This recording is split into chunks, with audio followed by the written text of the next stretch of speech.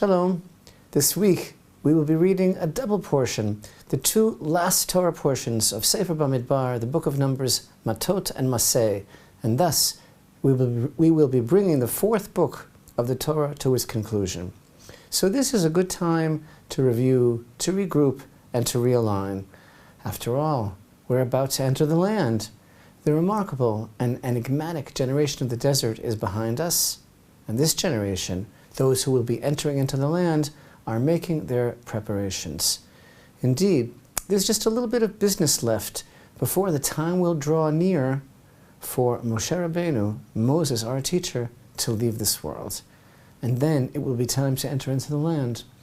One of those items of business is the battle against Midian, which God commands Moshe to undertake, calling it a battle of vengeance, and telling Moshe, afterward you will be gathered unto your people. Yet Moshe immediately began to separate special forces from each tribe to carry out this mission, though he knew that upon its conclusion, his time would be approaching. The first of our twin portions, Parashat Matot, begins with a section, the subject of vows, that was given over specifically to the heads of the tribes. Still reeling from the debacle of the Midianite women, these laws, in addition to teaching us a great deal about the sincerity, the severity, and the sheer power of the words that come out of our mouths, this section also emphasizes to us the integrity of the family unit.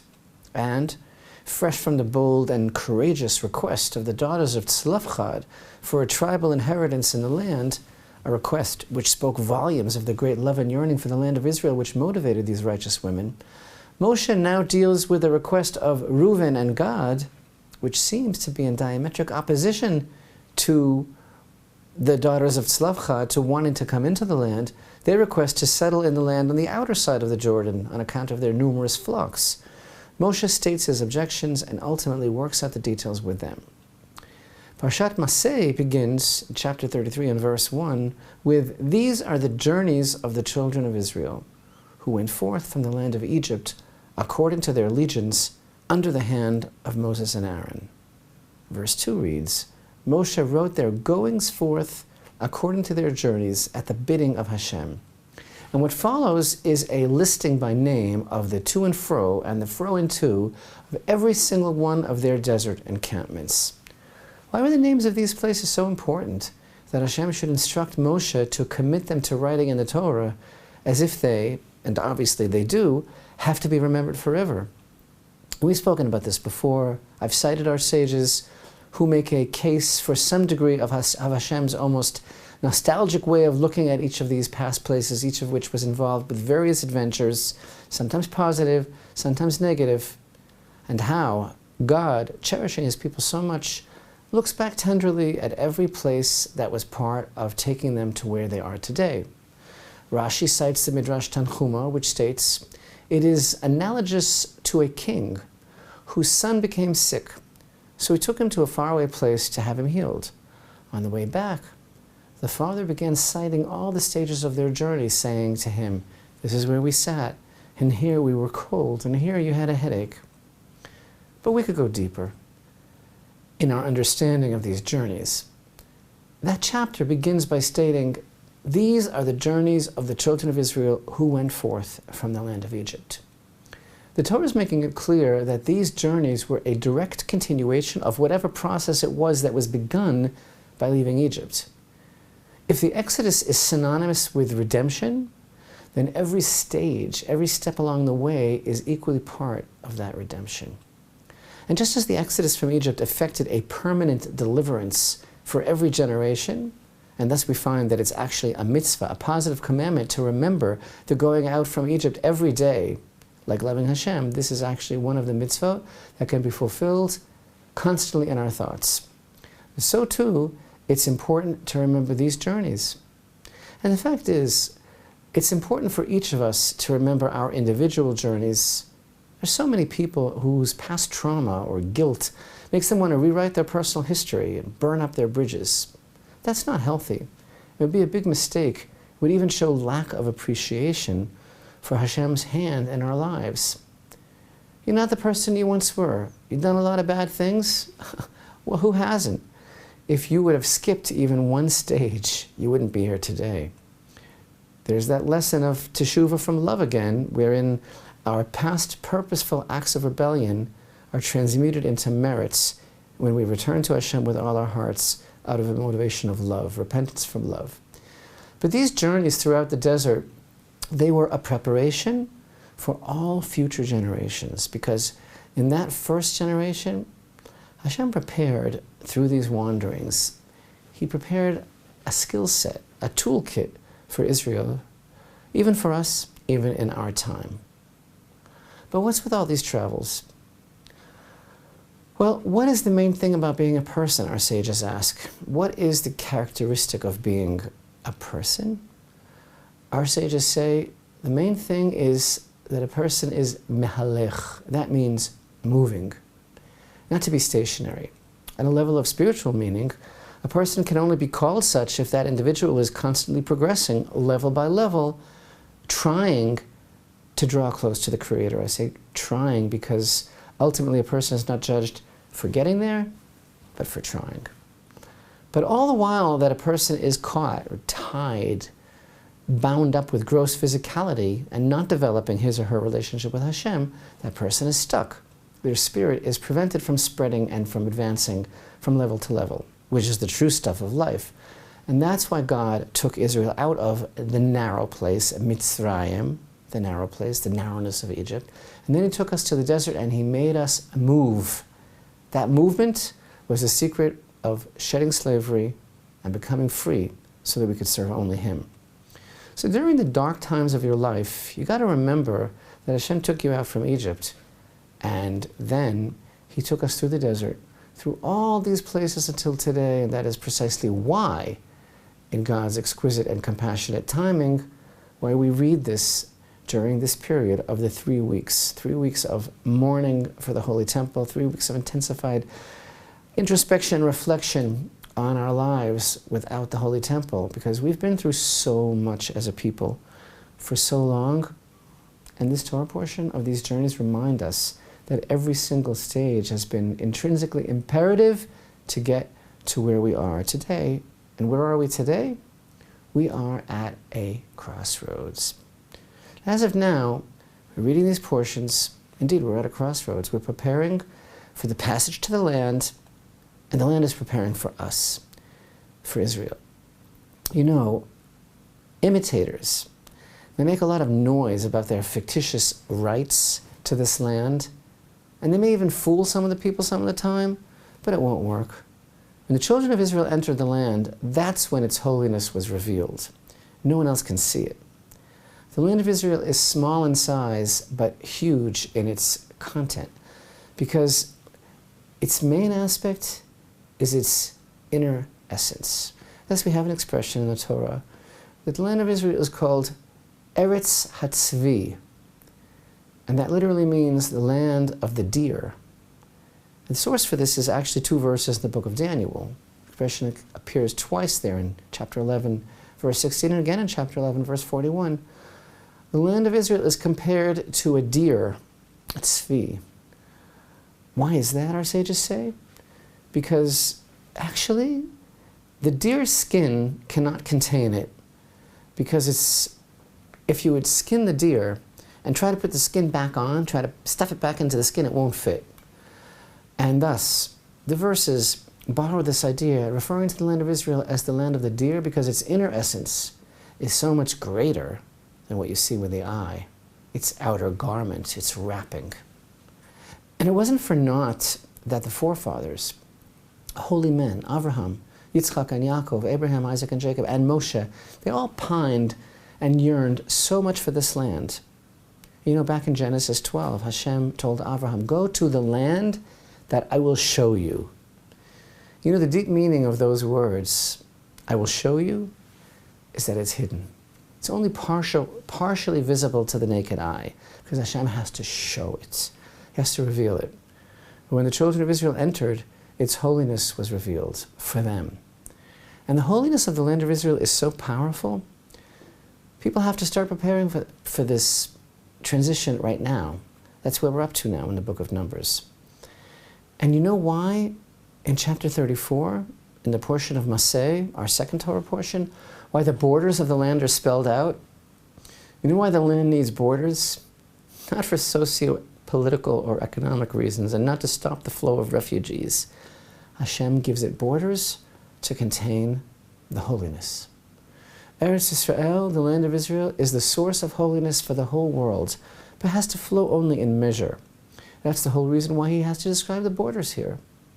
So the people of Israel and the land of Israel are knotted together, all bound up in a higher unity, connected.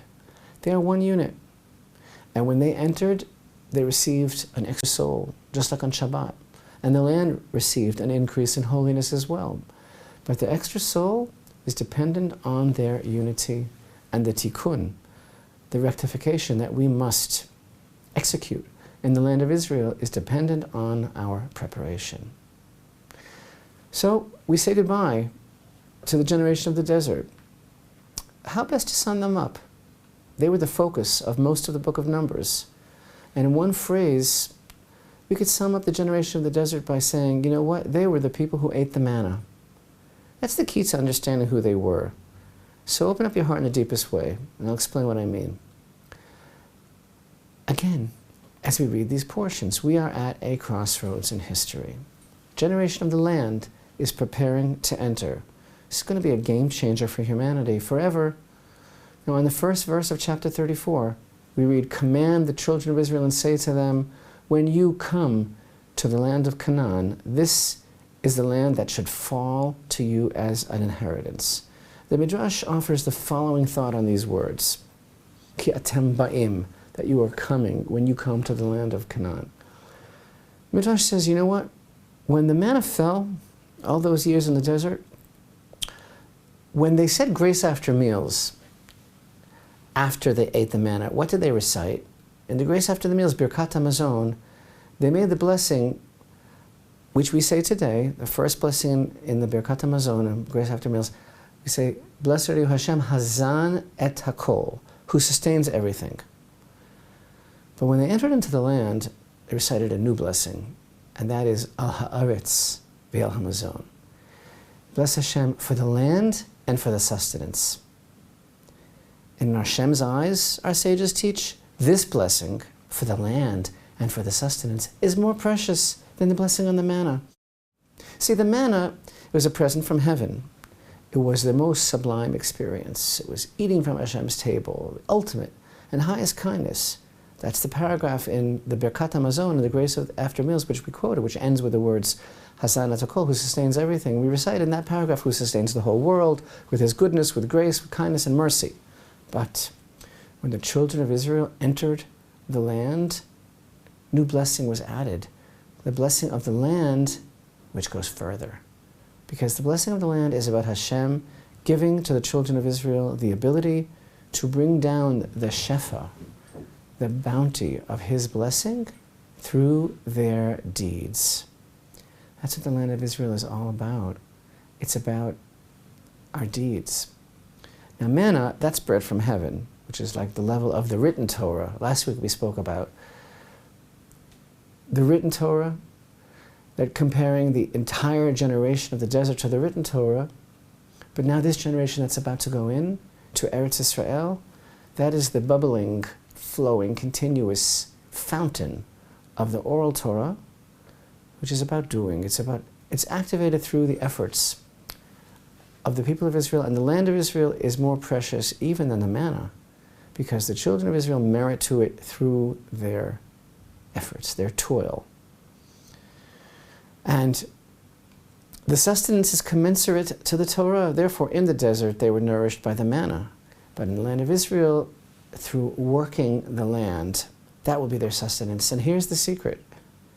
Here in the land of Israel, where we live with Hashem and work the land, we're still eating the manna. They're the same thing. The produce of the land is just like the manna. Or if anything, the produce of the land is higher, because Hashem gives it over to us, and everything here is up to us. The truth is, as we come to conclude now this fourth book of the Torah, we certainly realize by now that the whole world was created through the Torah. And the land of Israel, the center and mainstay of the world, because through there flows out Torah and blessing to all the earth. And this is the idea that the verse states, this is the land that will fall out to you. When the children entered into the land of Israel, the land's inner essence was revealed to them. This is one of the secrets of the verse in Psalms 31, verse 20.